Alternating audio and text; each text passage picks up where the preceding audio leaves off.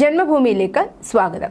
കഴിഞ്ഞ 3-4 വർഷത്തിനിടെ പാകിസ്ഥാൻ ആസ്ഥാനമായുള്ള ഭീകര സംഘടനയിലെ 30-ലധികം പ്രവർത്തകർ ദുരന്തർ ശൈലിയിലുള്ള വെടിവെപ്പിൽ കൊല്ലപ്പെട്ടതായി ലഷ്കർ-ഇ-തോയ്ബ LET ബന്ധമുള്ള ഒരു പ്രവർത്തകൻ പരസ്യമായി സമ്മതിച്ചിട്ടുണ്ട്. ഇത് അപൂർവമായ ഒരു അംഗീകാരമാണ്. സമീപ വർഷങ്ങളിലെ തങ്ങളുടെ നഷ്ടങ്ങളെക്കുറിച്ച് ഗ്രൂപ്പിന്റെ ഏറ്റവും വ്യക്തമായ സമ്മതങ്ങളിലൊന്നാണിത്. മെയ് മാസത്തിൽ റെക്കോർഡ് ചെയ്തതായി കരുതപ്പെടുന്നതും എന്നാൽ ഇപ്പോൾ സോഷ്യൽ മീഡിയയിൽ പ്രചരിക്കുന്നതുമായ ഒരു വീഡിയോയിൽ ലഷ്കർ-ഇ-തോയ്ബയുമായി ബന്ധമുള്ള ഭീകരൻ റിസ്വാൻ ഹനീഫ് നടത്തിയ പ്രസംഗം അജ്ഞാതനായ ഒരു തോക്കുധാരി മോഡൽ വഴിയാണ് കൊലപാതകങ്ങൾക്ക് പിന്നിൽ ഇന്ത്യൻ രഹസ്യാന്വേഷണ ഏജൻസികളെന്നും ആരോപിക്കുന്നു. വീഡിയോയിൽ കഴിഞ്ഞ 3-4 വർഷത്തിനിടെ 166 പേരുടെ മരണത്തിന് കാരണമായ 2008-ലെ മുംബൈ ആക്രമണത്തിന് പിന്നിലെ തങ്ങളുടെ നിരോധിത സംഘടനയിലെ നിരവധി അംഗങ്ങൾ പാകിസ്ഥാന്റെയും പാകിസ്ഥാൻ അധിനിവേശ ജമ്മു കാശ്മീരിന്റെയും വിവിധ ഭാഗങ്ങളിൽ കൊല്ലപ്പെട്ടുവെന്ന് ഇയാൾ അവകാശപ്പെട്ടു.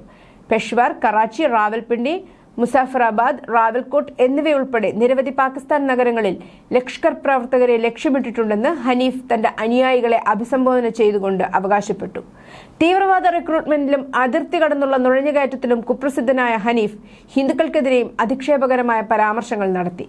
വിശ്വാസത്തിന്റെ പേരിലാണ് സംഘടനയുടെ പ്രവർത്തകർ ലക്ഷ്യമിടുന്നതെന്ന് അവകാശപ്പെട്ട ഇയാൾ അവരുടെ ഒരേയൊരു കുറ്റകൃത്യം അവർ മതവിശ്വാസം മാത്രമാണെന്ന് ആരോപിച്ചു. തുടർന്ന് റിസ്വാൻ ഹിന്ദുക്കളെയും ജൂതന്മാരെയും കുറിച്ച് അധിക്ഷേപകരമായ പരാമർശങ്ങൾ നടത്തി.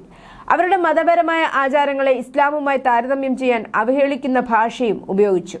മറ്റു മതങ്ങളുടെ അനുയായികൾക്കെതിരെയും ഇയാൾ വിദ്വേഷകരമായ പരാമർശങ്ങൾ നടത്തി. അമേരിക്കയോ ഇസ്രായേലിലോ പരമോന്നതമല്ലെന്ന് പ്രഖ്യാപിച്ചുകൊണ്ട് അള്ളാഹുവിന്റെ പരമാധികാരം ഉറപ്പിച്ചുകൊണ്ടാണ് ഹനീഫ് തന്റെ പ്രസംഗത്തിന്റെ ഈ ഭാഗം അവസാനിപ്പിച്ചത്. പാക് അധീന കാശ്മീരിൽ സംഘടനയുടെ പ്രവർത്തകർക്ക് സമാധാനത്തോടെയും ശാന്തതയോടെയും ജീവിക്കാൻ കഴിയാത്ത സാഹചര്യത്തിലാണ് ഈ പ്രചാരണം നടക്കുന്നതെന്ന് ഹനീഫ് തന്റെ പ്രസംഗത്തിൽ അവകാശപ്പെട്ടു. ഇന്ത്യൻ രഹസ്യാന്വേഷണ ഏജൻസികൾ നമ്മുടെ ജനങ്ങളെ കാശ്മീരിൽ സമാധാനത്തോടെയും സ്വസ്ഥതയോടെയും ജീവിക്കാൻ അനുവദിച്ചിട്ടില്ല. അവരുടെ ഏജന്റുമാർ വഴി അവർ നമ്മുടെ ജനങ്ങളെ രക്തസാക്ഷികളാക്കി ഇയാൾ അവകാശപ്പെട്ടു. പാക് അധിനിവേശ കാശ്മീർ, ബലൂചിസ്ഥാൻ, ഖൈബർ പഖ്തൂൺഖ്വ എന്നിവിടങ്ങളിൽ അക്രമാസക്തമായ പ്രതിഷേധങ്ങൾക്കിടെയാണ് ഈ ആരോപണങ്ങൾ ഉയർന്നു വന്നിരിക്കുന്നത്. റിസ്വാൻ ഹനീഫ് തന്റെ അവകാശവാദങ്ങൾക്ക് ഒരു തെളിവും നൽകിയിട്ടില്ല.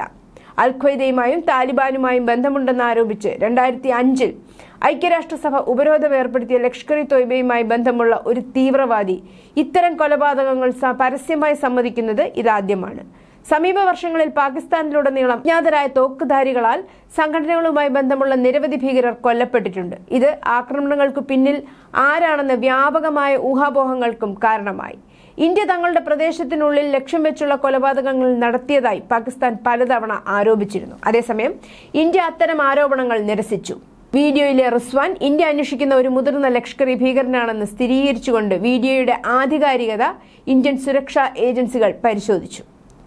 സോവിയറ്റ് അഫ്ഗാൻ യുദ്ധകാലത്ത് സ്ഥാപിതമായ ഒരു ഇസ്ലാമിക് സംഘടനയായ മാർക്കസ് ഉദ് ദവ വൽ ഇർഷാദിന്റെ തീവ്രവാദ വിഭാഗമായ ഹാഫിസ് മുഹമ്മദ് സയ്യിദ്, സഫർ ഇക്ബാൽ, അബ്ദുള്ള, അസം എന്നിവർ ചേർന്ന് 1980-കളുടെ അവസാനത്തിൽ പാകിസ്ഥാനിൽ ലഷ്കർ-ഇ-തോയ്ബ സ്ഥാപിച്ചു.